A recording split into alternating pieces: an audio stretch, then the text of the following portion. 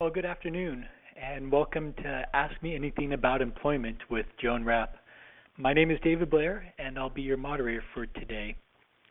This webinar is not a presentation, but an interactive question and answer period. For the next hour, Joan will take your questions about engaging in the vocational process, job search skills, employer supports, retention, and career development. Joan is a psychiatric rehabilitation specialist with 45 years experience, of which 37 years were with Massachusetts State Vocational Rehabilitation and Mental Health Agencies. Today's event is a part of the National Resource Center on Employment, jointly funded by the National Institute on Disability and Rehabilitation Research and the Center for Mental Health Services. The content of this webinar does not represent the views or policies of the funding agencies, and you should not assume endorsement by the federal government. During the registration for the event, you are given the opportunity to submit questions in advance. Over the course of the webinar, we will alternate between questions submitted in advance and the ones you have today. To ask a question over the phone, please indicate that you would like to in the chat box. When called upon, you will press star on your phone to unmute yourself. You may also type your question in the chat box, and I will read them to Joan on your behalf. Your participation now is critical to the success of this event. As a reminder, if you have joined us by telephone, please make sure to mute your computer speakers before asking a question. It will cause an echo sound that is not pleasing to anyone listening. Welcome to the webinar, and I hope you enjoy the next hour. We'll get started with questions submitted during registration. Joan, we received a number of very similar questions about choosing, getting, and keeping employment. The questions we received dealt with issues about applying online and never getting a call back to handling gaps in employment. I'm going to read you one question in particular. I have not held down a stable job in the last 6 years. I keep losing jobs around the winter time and will be unemployed until the springtime. Once I do find work, I hold on to the job until the fall, where I have a mental or emotional relapse. How do I prepare for this time? Okay, thank you, David. And by the way, David has done a remarkable job as the engineer of this whole webinar, so I appreciate his help. And we're lumping together 5 questions that represent different problem areas. And I'm going to start out by proposing recommendations that deal with all 5 questions, and then I'll handle some of them individually. Okay, so getting access to an employment specialist, a rehabilitation counselor, a job coach, whatever you want to call this person, somebody who helps you to choose, get, and keep a job. This really is an extremely valuable resource for people. The person who wrote this question, I just had the feeling that they were doing it on their own and struggling with it without the benefit of people who have the expertise to help them along. So if you don't know where to find such a person, we can help you. If you send me the town and the city that you're in, we will try to track down what the resources are for you. But they would be somebody who worked in a supported employment program, a clubhouse program, state rehabilitation counselor.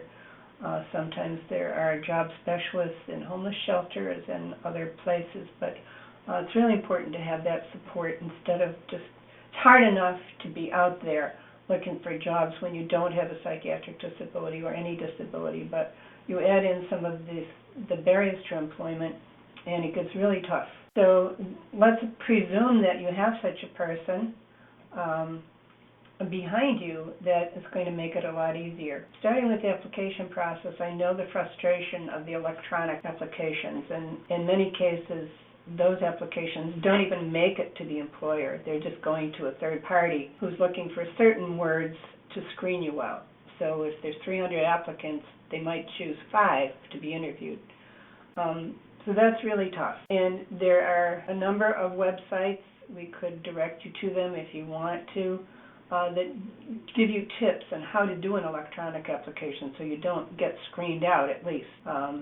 there are also, if you have an employment specialist or rehab counselor, they can find ways around that. They can work with employers to say, hey, this person is having a hard time with the internet version of this application. Can we do a paper one? So I have a lot to say about electronic applications, but I don't think my words would be appreciated by Boston University.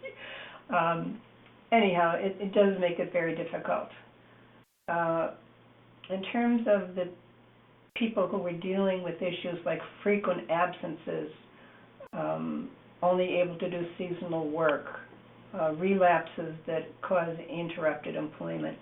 Again, I think having the employment specialist / rehab counselor person to help you through that maze is going to help address some of each of those problems. But you may also need to do some work with the individual person around relapse prevention. There is an intervention called illness management and recovery. It's been researched heavily. It was authored by our director, Kim Muser, and colleagues. And there is a module in that IMR, it's referred to, on relapse prevention that would be well worth considering as a way to help people so it doesn't turn out that every February you end up unable to leave your house or in the hospital, losing jobs, and so forth.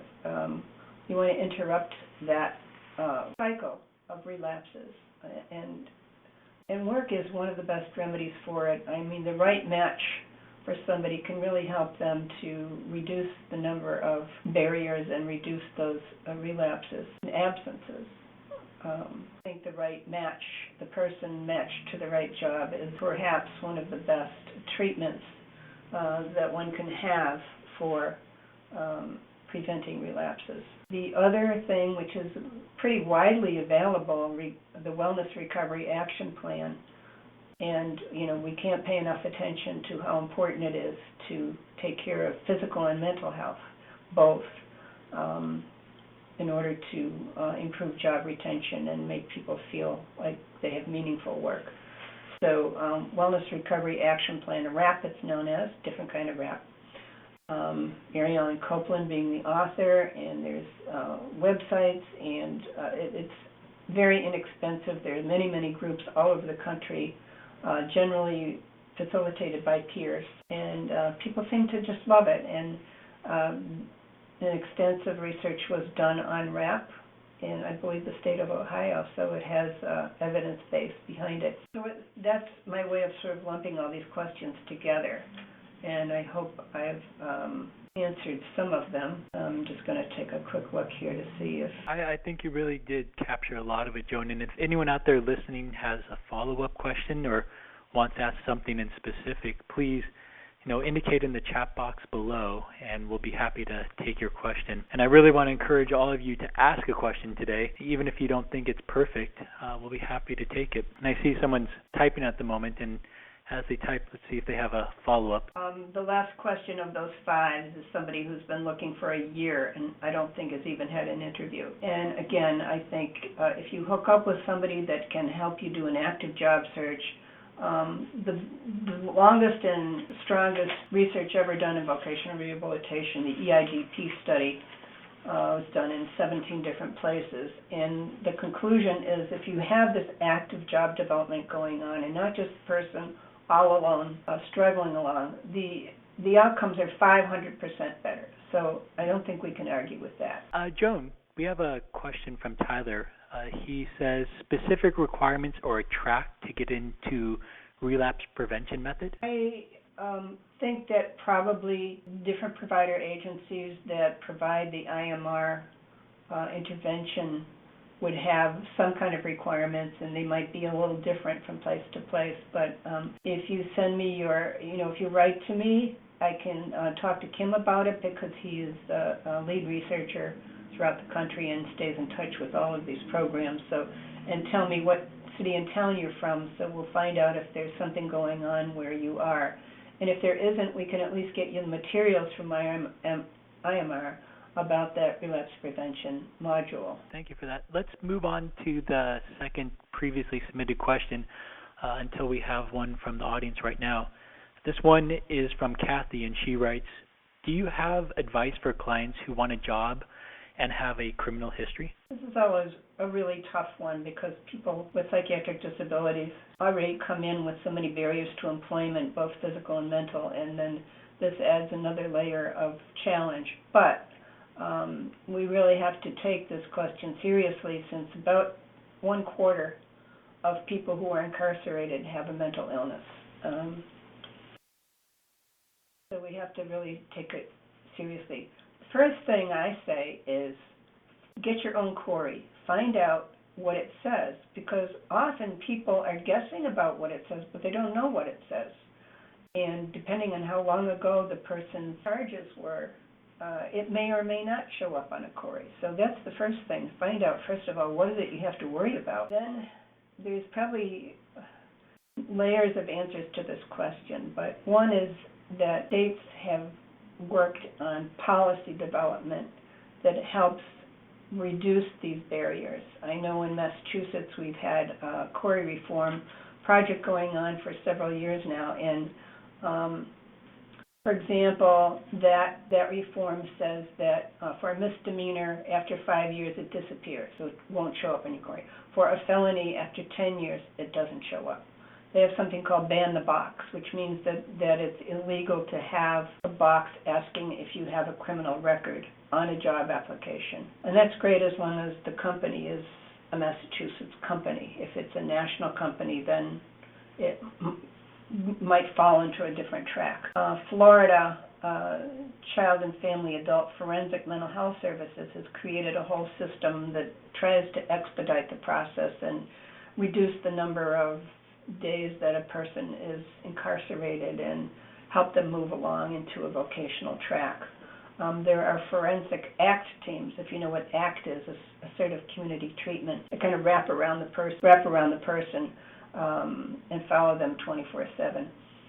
There are forensic ACT teams that specialize in working with folks that have a criminal history, and those teams always have 2 vocational specialists. They're not designed for employment, but they include employment. And then there's a little growing cadre of forensic peer specialists, so people who have themselves been incarcerated, have come out, have become trained to become peer specialists, and are working themselves with persons who have a similar background.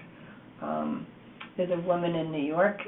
She works for the Howie the Harp Center, which I love the name of that program, Howie the Harp, that was a fellow's name who lived in New York and was a great advocate, especially for the homeless. And her name is Laverne Miller, and I can give you her phone number. She'll probably kill me if she knows I'm giving out her phone number, but if you're out there doing something great, then people should know about you. And I know that in some states also they have they're really working on how to kind of tweak the system to make it work better for people with a criminal history. The other thing I would say is be selective about the job categories you work with people on. Obviously there's more barriers in the human service field for people who have felonies, and selectively there might be people here or there who can do self-employment where some of these issues don't come up so much. But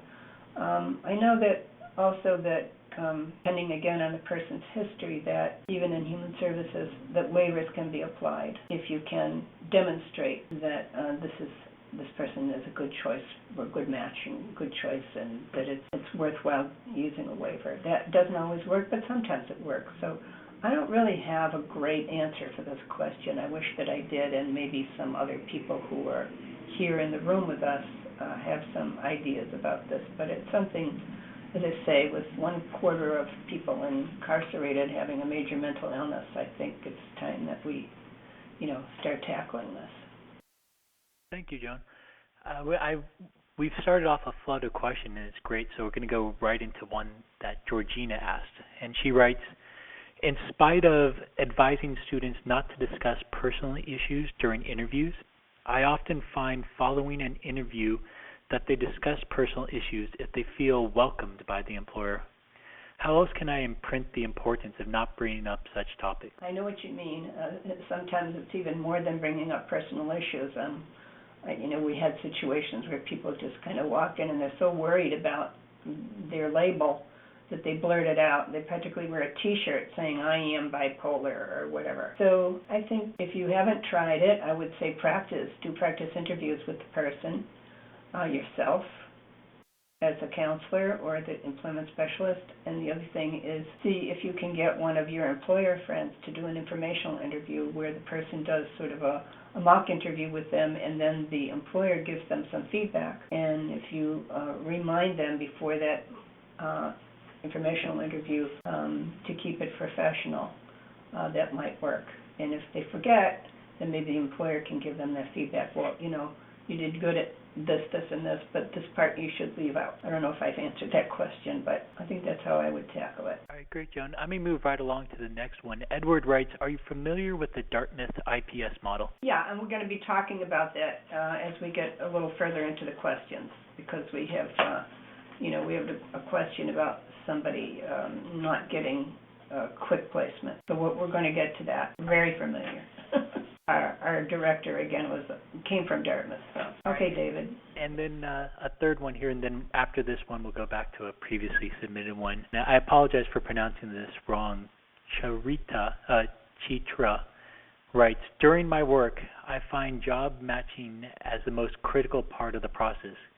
Can you give some tips about how to do this matching? And then right after, Stephanie follows up asking, following Charita's comments, do you have any advice on how to get an employer to job carve an open position for someone with psychiatric disabilities? Well, I think the most important thing about a match, some people like doing paper and pencil tests and doing test batteries and so forth to find out what people's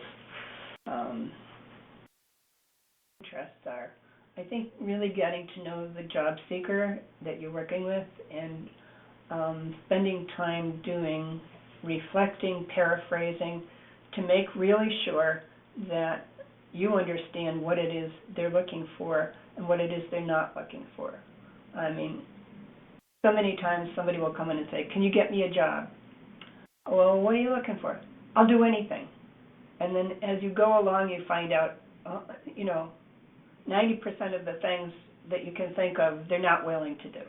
Don't want to work outside, don't want to do small, this, don't want to work where it's loud. And, so it's getting to know the person really well and to know what they're comfortable with, what they're not comfortable with, where the compromises might be. And then similarly, on the employer end, and we're going to talk more about this as we go along, start out with the employer with a lot of open-ended questions.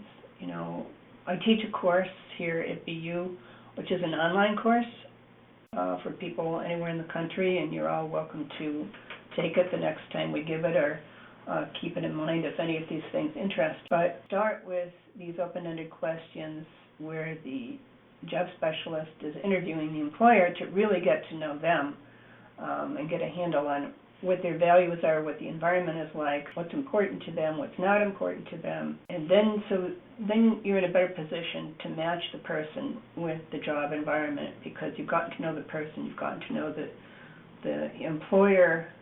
And then over time, as you cultivate employers that are your buddies and, take them to lunch and, really get to know them, then within that relationship that you have with the employer and that relationship that you have with the job seeker, this is where you can match. And sometimes you don't know. You just don't know if it's going to work out. And so if your relationships are solid, then trying it out is okay. Trying it out, and maybe this one doesn't work, and that's okay. But to the best of your ability, try to get to know the person and get to know the employer, and then see where the match comes in.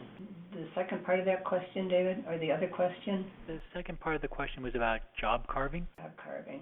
Or an open position for someone with psychiatric disabilities. An open position. This gets into, I think, customizing employment and taking pieces of the job out and structuring it for an individual person. It's kind of the same principles that I just mentioned of really understanding what your job seeker can and can't do, and then getting to know the employer to see where do you think what are they willing to do to optimize that person's job performance, as well as keep, for a second, make it work. And it can be really, if you just have to be creative. It can work really well if you can figure out what pieces to carve out that make it more efficient, more effective for the employer, as well as, working right for the individual job seeker, or more than one, if you have more than one employee and you can figure out who does what best. And but there's some really great creative solutions to carving it up. I don't think I can say there's a particular job type that lends itself to that. It can be done for low-level jobs. It can be done for professional, highly skilled jobs. It's really just being as creative as possible, but knowing both ends of the employer and the employee, prospective employee. I don't know if I answered that well, but I have somebody I could call about that to get a little bit more information, if that would be helpful. Moving on to one of the previously submitted questions, Yolanda writes, what are some ways to get individuals engaged in the process of finding employment? I work with individuals with serious mental illness.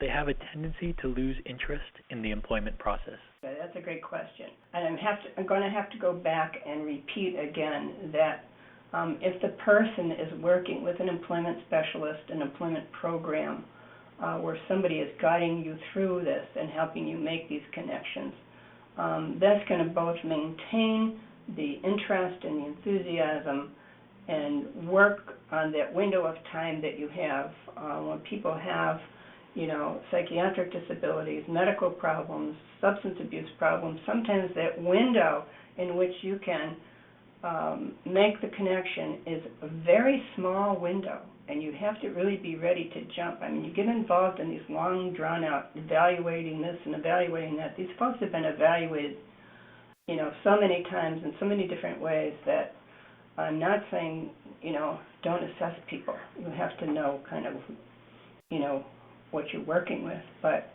we really need to be respectful to people in terms of not dragging this out so that they lose interest. So I want to get back to having active job development by an employment specialist working with the person. All right, that's going to short-circuit a lot of the problems. Somebody mentioned supported employment, where the emphasis really is on quick placement and using that placement as a way of evaluating what it is people need, as opposed to doing a lot of talking about working. Their approach is just get them working. And remember what I said about the 500% better. So I think that argues for people not trying to do it on their own. Okay, so moving on from there, what I wanted to say, and we talk about this in the course that we have, the 3 Ps. And there's a parallel that's happening between the employment specialist and the job seeker. Have a parallel job here, because the question was really about what does the job seeker need to do differently. So we're going to talk about a parallel course. So starting with the employment specialist, who is in the community, and they're one of those obnoxious salespeople that talk about their love for their work with everyone they meet. You're sitting next to somebody on the bus, you're playing tennis with somebody, you're at your gym, you're at church, wherever you are, or wherever the opportunity presents itself, you say, and somebody says, how are you? I think that I'm great. I really helped somebody who hasn't worked in 5 years get a really good job at the Marriott or wherever. And, in that one half a minute or minute, you do your pitch. And everyone who works selling something is doing this. So employment specialists, rehab counselors, you're no different. So while you're doing that and talking about, how much you're enjoying your job and how great it is to, even when the economy goes up and down, or you're working in a city that has a tough economy,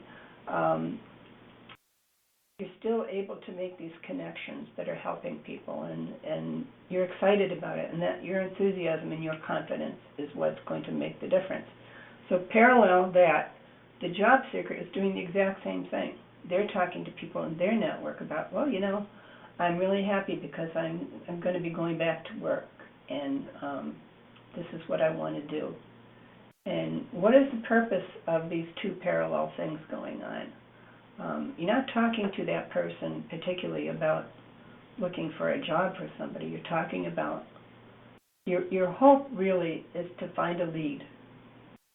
Your hope isn't even to have an employer at this point in time. Your hope is to get a lead. Or maybe it's somebody to give an informational interview. And then the employment specialist makes an employer contact, maybe through that pitch, and connects with an employer. And this is where they do the presentation, which begins with those open-ended questions. It doesn't begin with I work for the Smith Company, and we work with people with mental illness or disabilities. It's listening to what it is the employer wants, part one. Part two is talking about the services that you provide and how you can benefit the employer, how it's doing good business. We don't do these heartthrob presentations anymore about we're helping people who are handicapped or disadvantaged or homeless or whatever. We talk about people who are ready to go to work. Maybe they have some barriers to employment, but we don't kind of play that disability card right off the bat.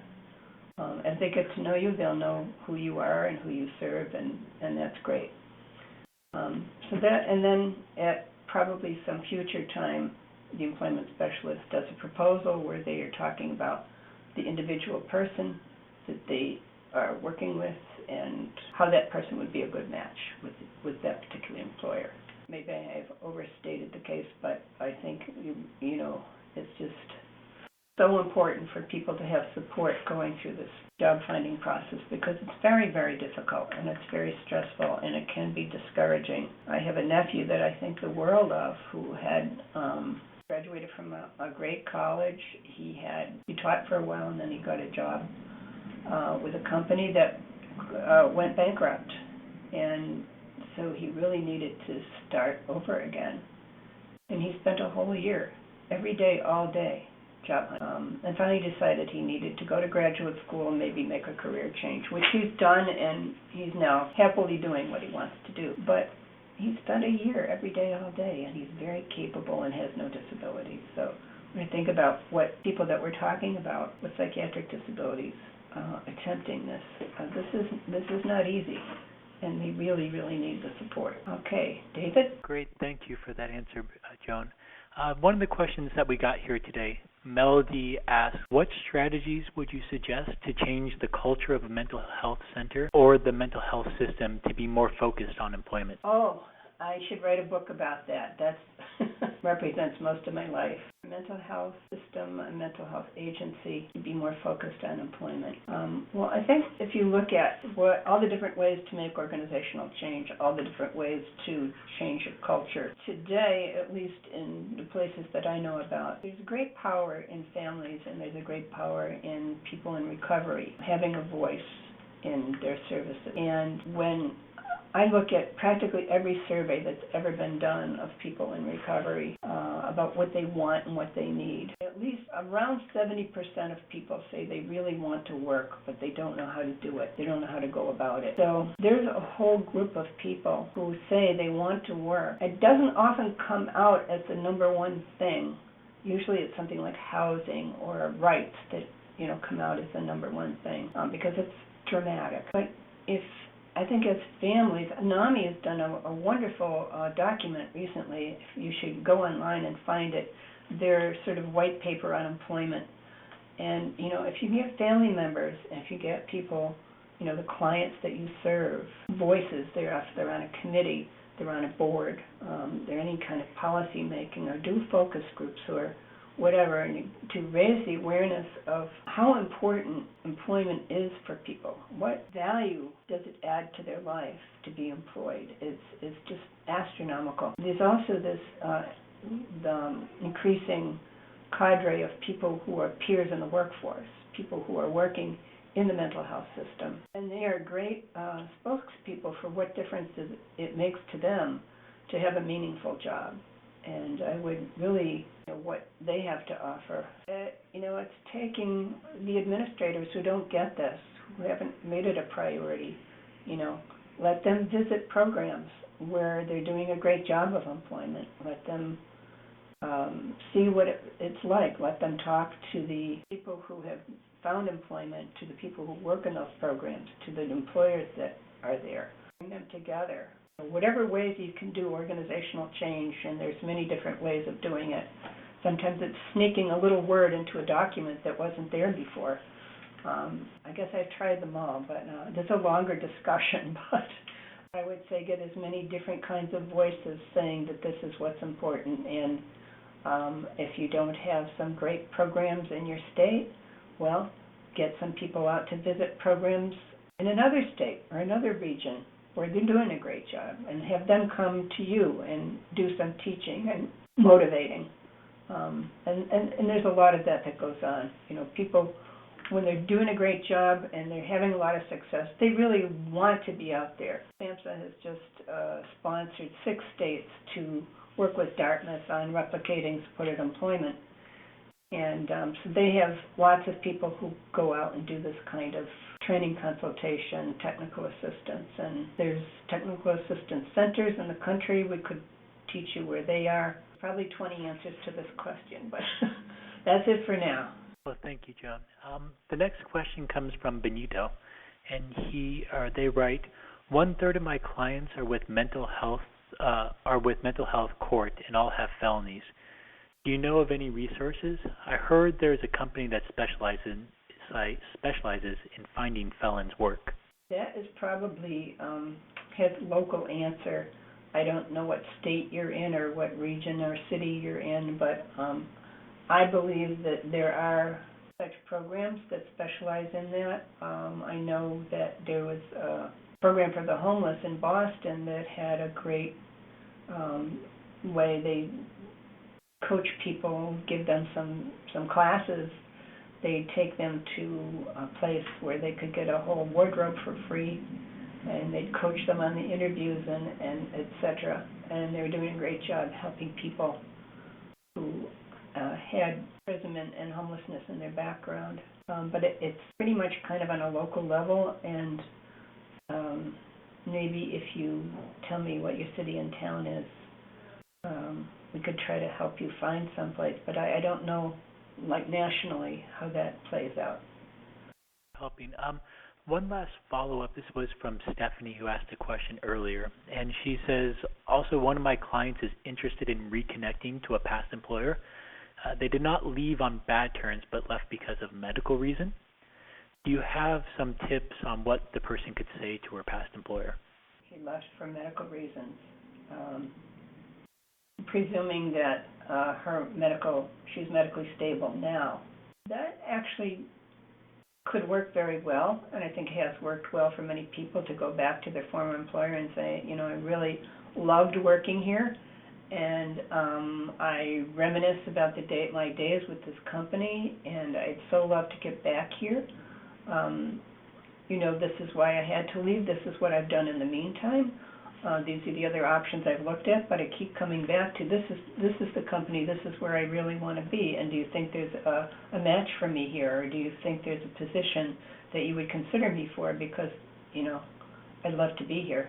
And she does write that, Stephanie writes that she does have a disability now, this individual. But it's stabilized so that she feels like she can work. And if it's a disability that requires an accommodation, we'll be talking about that in a few minutes. If it doesn't require an accommodation, she can just say, I can do, whatever, within my job field, I can do practically anything. But if she requires an accommodation, then we're going to be talking about that in a minute. And I guess we can move into that next question that we received in advance about accommodations. And Caesar writes, how do I approach my supervisor and discuss reasonable accommodations for a mental illness? For example, depression, anxiety, and panic attacks, in addition to being visually disabled. The first thing is to know what accommodations that you would consider helpful and which would allow you for your best performance. If you were the person with a disability or disabilities, you probably want to talk this over with your employment specialist or your peer support worker or somebody that you know and trust to try to figure out what would make the most sense for you. And again, this is an area where you can be really creative. You don't have to just go by what everyone else has done as far as accommodations. But you can, think creatively about what would really make a difference for me. Sometimes it's an environmental thing. For people with mental health conditions, the vast majority of time, the kind of accommodation is a relationship accommodation. Sometimes there's some flexibility needed, but it's primarily, I would say supervision is the number one most important thing. To have a regular supervision with somebody who can give you both, positive feedback and can help you with the areas in which you need to improve. But so the first of all is know what accommodations you need, both physical and sometimes it's a physical accommodation for a mental health problem. You might need to change the environment in some way to accommodate a mental health condition. Sometimes the accommodations are the same as they are for people with physical disability. It may be a parking space. So once you have decided what the accommodations are that you believe would be most helpful to you, let's say you decide that you need to have once a week supervision and a certain kind of supervision that you can describe it in a certain way of both positive and negative, that you need to have, instead of having one break in the afternoon, if you have two shorter breaks, this might be helpful to you. If you have a coworker that can give you some extra support as far as learning the job, whatever you decide are the accommodations, try to relate them to what you see as your disability. The second thing would be to have the documentation that you need. So you need to document that you have a disability, and helpful, I think, if you have in that documentation the accommodations that would be helpful. For example, the person with a visual disability might say that he needs a certain computer enhancement or staff meeting notes in a certain font. You don't actually have to say your diagnosis in that documentation, but if the employer asks for it, then you have to give it. You're not required to give it up front, but if they ask for it, then you probably should give it. And it can even be, a little bit general. You can talk about, depression. You don't have to give the exact, diagnosis up front. The other thing I would say is go to www.askjan.org, one of my favorite places. It's a wonderful website and will tell you practically everything you want to know about job accommodations. So I think once you've done those couple of things, knowing the accommodations, getting the documentation, then you can approach the supervisor and say, I want to talk about what I think would help me to, be the best employee that I can be and to be the most productive. Those would be the steps. We do have, and we can give you this reference, but we did a literature review of 20 years of research on job accommodations for people with psychiatric disabilities, and we have our own website called the Disability Right to Know, in which they summarize what job accommodations were most frequently used. And interesting, what I found interesting in that research is that the more accommodations people had, the better they did. So, like if they had 3 accommodations, and these were not really fancy, expensive things. These were, fairly simple kind of accommodations. The people tended to do better. David, there was a related kind of question. At least I think it's related. And can I answer that one now, too?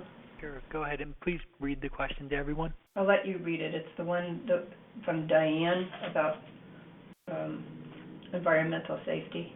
Oh, Diane, she asked, environmental safety, how can we define it in a social context? And what I would say is a company that generally treats its employees overall well and shows some flexibility but still expecting high-quality work. These are the best employers. I think the really good psych rehab programs are the ones that want the best employers. They're not just looking for If somebody's got 10 openings, let's hurry up and slam some people in there. They're looking for the best employers. So these are companies that really have worked on their policies as a company to promote diversity, to actively look for many different kinds of employees. I think put effort into the relationship between the managers, the supervisors, and the employees. United States Business Leadership Network is a cross-disability agency that I think has really dedicated itself to cultivating companies into becoming this kind of an environment. But to answer Diane's question better, I would say if you have a very clear job description, honestly, I don't know that I ever have in my life, but having a good, clear job description is one of the best ways to make a job positive, make the environment positive. When people don't know what they're doing, or when that job description changes, but you don't really know that it's changed, and it's happens all the time. Change of supervisor, suddenly your job changes, or change of funding, suddenly your job changes. So having a clear job description and make those changes when the job changes. Try to keep it clear what it is you're supposed to do. But the single most important thing is the excellent supervision. You have somebody who's going to work with you, is going to put some effort into you as an employee, who understands your strengths and your problem areas, and is willing to, put some time into that. Those are the ideal environments that I consider environmentally safe. We used to have an organization dedicated to employment of people with psychiatric disabilities, and one of our rules was it's a safe table. And I think a good employer, supervisor-employee relationship is a safe table where both parties can talk about what they need to talk about without being afraid that you're going to hurt somebody's feelings, afraid you're going to lose your job, whatever. So I guess that's how I'd answer the question about environmental safety. Rachel asks, how do you suggest a vocational rehabilitation specialist should approach an employer when trying to get a job on behalf of a veteran, and she means by herself, if she goes on her own to do this? And she asks, what position should the specialist take if the veteran is also present? So one doing it on her own and the other with the veteran there as well. Okay. Well, that's a good question. Well, first of all, I think that for the most part, people have a positive view about hiring veterans, that they think that's a good and honorable thing to do. So I think you're starting, while the person might have a disability that counts as a barrier, I think if they've been a veteran, that counts as a plus, and maybe sometimes that cancels each other out. But I think starting off, with a profile as a veteran, then that's a good thing. I think an employer would see that as a good thing. Many of the things that the employment specialist does on behalf of the job seeker can actually be done invisibly. So you might guide the person to an employer, but not disclose that you have any connection to that person. You might drive them there. You might even wait downstairs for them. You might meet with them afterwards and go over the interview. You might sit with them when they call the employer. You might help them with the job application. You might do all of the things that you would do with them, but in a sort of behind-the-scenes kind of way, if it's very important for that person to not come to the employer as a person with a psychiatric disability. I'm assuming that's maybe why they'd want to do it on their own. Might not be, but I'm assuming that. So you can prime them. You can help them do research on the company so they know what they're going into. If you have a relationship with the employer, you can tell them a little bit about what that employer tends to be looking for. You can sort of groom them for that particular company, working behind the scenes. That tends to be a strategy, particularly if the person is looking in a higher level skilled or professional job. I think people are much more reluctant to disclose up front if it's a higher level professional job, and it's understandable. If you were going with the person and they're there with you, honestly, that works really well. Because if you go in alone and you're talking to an employer about hiring people with barriers to employment or even hiring people that have mental health conditions, I mean, their mind immediately goes to late night movies, psycho killers, or some other stereotype they might have of people with mental health conditions. So you got somebody right there who's, a regular person with flesh and bones and, who has some strengths to be presented. That makes all of those stereotypes kind of go away. So to go along with you, I would just, introduce the person and let them be the interviewee. Add something if you're asked, and thank the employer when you're done. All right, we're rounding up with our last few questions here, Joan. We're almost out of time. Kayla asks, I recently experienced an application directly asking if I have a felony without being able to explain it in person. Do you feel this is a disadvantage? Also, I have seen an increase in employers putting on applications, do you have a disability? And then listing various disabilities. Do you believe that disclosing on the application puts you at an advantage or a disadvantage? I would say, well, one of the reasons that they ask is because, maybe because of tax credits, because I've been through a bunch of electronic applications with people, and they're asking all these questions which match exactly to the tax exemption categories. So I'm thinking this is why you may see an increase, because in some of those categories have changed. So I'm thinking this is one of the reasons why it's showing up on there. As I mentioned, in Massachusetts, we've banned the box so that the question about felony can't appear on the application. However, the person still is required to do a query check. So if they have things that are showing up on their query, they're going to know anyhow. Do I think it's a disadvantage to put it on the application? Yes, probably it is, in the case of the felon. In the case of disability, I think if they're asking you what is your disability, that's kind of really out of sync with the times. And people can leave it blank. They used to have a question, you'd see a question, have you ever had a nervous breakdown? And we would always tell people to answer no, because your nerves don't break down, so there's no such thing. So we used to tell them, answer no. And then as you get to know the person and it's the right time to disclose, you can disclose. And then going off that vein, Virginia asked, do you believe that it is better for someone to disclose their mental health disability during an interview or after starting a job? I would say that's a very, very individual decision. There are many factors that go into when you disclose. If you are working with an employment specialist, that's an automatic disclosure, because the employer knows that you are a person who comes from an agency where the people you're working with are generally have a disability. So they're going to know that, not in any detail, but they're going to know that there's a disability. If you're going on your own, that's a different situation. And it depends on many factors. It depends on the culture of the company. It depends on skill level, on so many factors. But if I were to say, generally speaking, if you're not coming through an agency, if you're going in on your own, there's no automatic disclosure. It's probably best to wait till after the job is offered to you.